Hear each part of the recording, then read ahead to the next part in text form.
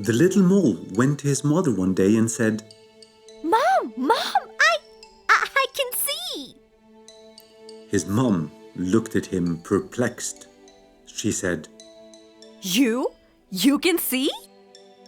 Yes, I can see. The mom took a little piece of incense and placed it in front of him. There. What is this? She asked. The little mole concentrated on the object with all his might until finally, sometime later, he said, It's a little stone. Immediately, his mother shook her head in despair. Oh, my poor son. Not only you cannot see, you cannot even smell.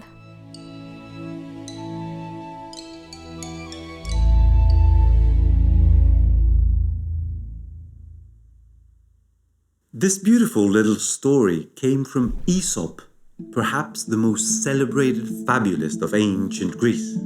Oh, and the fez is going to be explained later. In contrast to his stories, Aesop's own life has remained mostly obscure.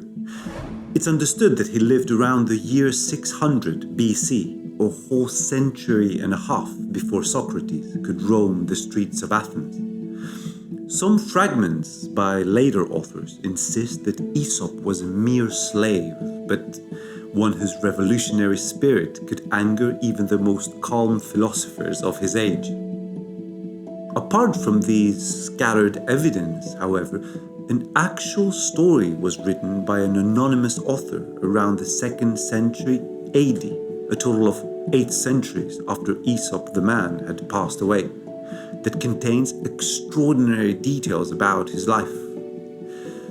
It was aptly called the Aesop Romance and is considered as a highly fictionalized version of Aesop's life. Yet, what could be more appropriate than learning about a great storyteller through a story?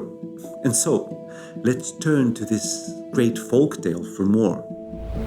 The romance opens with a terrifying description of Aesop, saying that his body was deformed at birth and ουδέν αδύνατον λαλεῖν, he was not even able to speak. Quite a start for a future storyteller. But while his body remained as ugly as it came, with various depictions of it surviving, his speech impediment would be overcome when he generally assisted a young girl in trouble without asking anything from her in return. Unbeknownst to him, the girl was a priestess of no other than Isis, goddess of many names and many powers, but with a particular bent on the arts of the spoken word, who gave Aesop back his voice as a thank you gift. From there, however, things would take a little turn for the worst, as on the island of Samos, Aesop would be sold as a slave to a man called Xanthus, a philosopher no less of some repute. And here is where the story gets a little politically incorrect, because while Aesop's origin are still contested, with Phrygian being the most likely, some have suggested he was actually from Ethiopia, as many of his magical stories include animals that are only found in those parts of the world. Xanthus, on the other hand, means blonde, a standard of beauty that prevailed in ancient Greek literature. And so, we end up with a blonde master and a black African slave back in ancient Greece. Yet, Aesop would become the slave whose wits would match his master's wisdom, or lack thereof. In fact, a story that Aesop himself told later about an African slave whose Greek master mistakenly thought he could wash him clean of his black collar using a brush could easily be referring to him, because this cunning storyteller remained unrepentant to his master, and somewhere between race and reason he seems to have gotten the better of him, mocking many of his scientific conclusions, and even rescuing him from trouble. As his fame grew, Aesop was given back his freedom, while the rest is history, I guess. But enough with these dry accounts. Time for a story.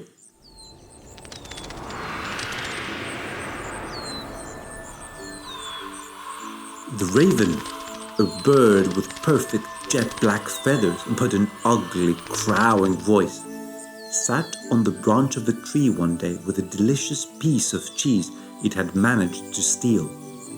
The fox was just passing by when he saw the raven and the cheese hanging seductively from the branch. "Oh, what a lovely bird you are," said the fox. "How beautiful your black feathers are." The raven, of course, knew how beautiful its feathers were, and suspecting the fox, who was known for its cunning, just pretended not to notice. "Oh, how beautiful your feathers," insisted the fox. "I bet you have a sweet voice to match them. Oh, if only you could sing and show us." The raven could not resist. The fox was right. She did have a beautiful voice to match her feathers, and within moments the forest resounded with a loud, ugly crow, while the cheese fell from her open beak straight to the fox's mouth.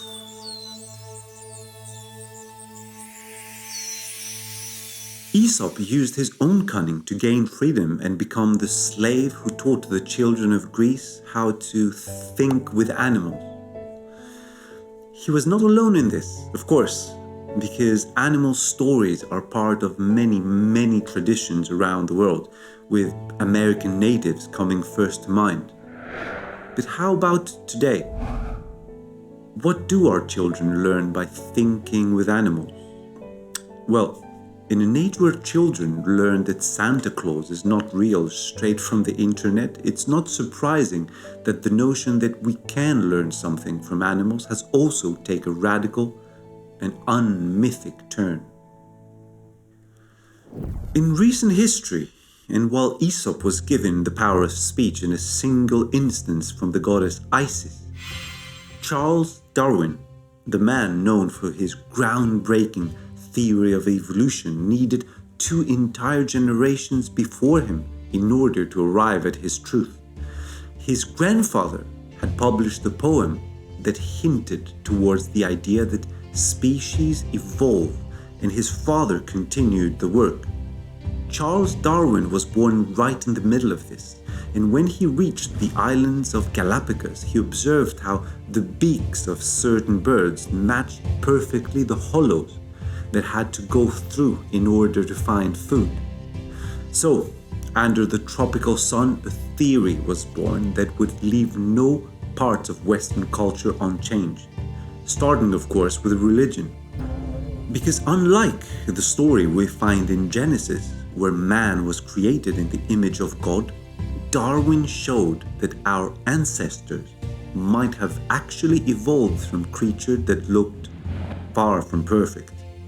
But the real reason why Aesop and Darwin will remain eternal opposites has less to do with religion and more to do with virtue. See, in the story we just told, the raven and the fox, the bird's narcissism is revealed as a vice, one that actually cost him his treasure. For Darwin, however, this narcissism would have been accepted just as naturally as the most virtuous of behaviors. Because according to his new theory of evolution, even the worst of our traits, such as lying or stealing, could not have existed in the first place if they were not favored by the process of natural selection. Our social behaviors, according to Darwin, arise randomly and are passed down not based on their moral virtue, but simply based on their ability to keep us alive. Following this logic, our behaviors have no inherent morality, and as such, there is nothing about them left to judge. In practice, of course, even the most Darwinian of scientists will still condemn bad behavior, but that is only by using an objective moral standard that is outside natural selection. Yet, the contradiction that is rarely, if ever, admitted is that it's precisely the existence of such standard that is denied by Darwin, since according to him, morality is not objective in the first place, but only a byproduct of our battle for survival. The ancient world understood human motives as more than mere survival, however, and coined a concept called Merlopsijia Magnanimity, which is the natural drive that is present in certain souls towards virtue and excellence. What Aesop did then, within the context of his culture, was simply to take these virtues and distribute them among the animals. And so the ant became the embodiment of hard work, the lion of courage, the fox of cunning, the raven of narcissism.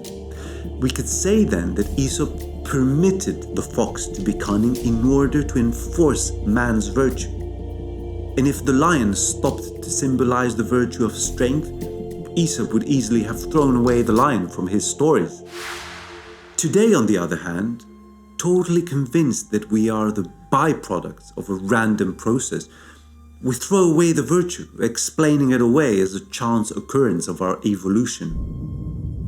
And it's perhaps for this reason that our culture has been relabeling every single moral failing as a mental disorder, because of this subtle and rarely admitted removal of virtue from the framework of modern science. The story we began with, featuring the little mole who believed that he could see, would later be taken by the Sufi, the mystics of Islam, who devoted their lives to a form of understanding that went beyond the rational mind.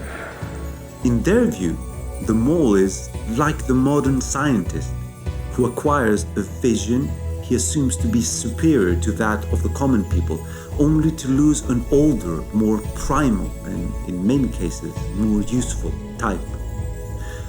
And under this light, the story of Aesop's life, as unbelievable as it was presented at the start of this episode, might actually be more than true, because unlike Plato, whose noble birth alone would have assumed him a stand from which to speak out his ideas, the common people of Greece would have been left mute, just like Aesop at his birth in that story, if not for the myths they created, inspired, just like this ugly fabulist, by the gods themselves, to whom they remained true even when enslaved by those who thought they knew better and so often didn't.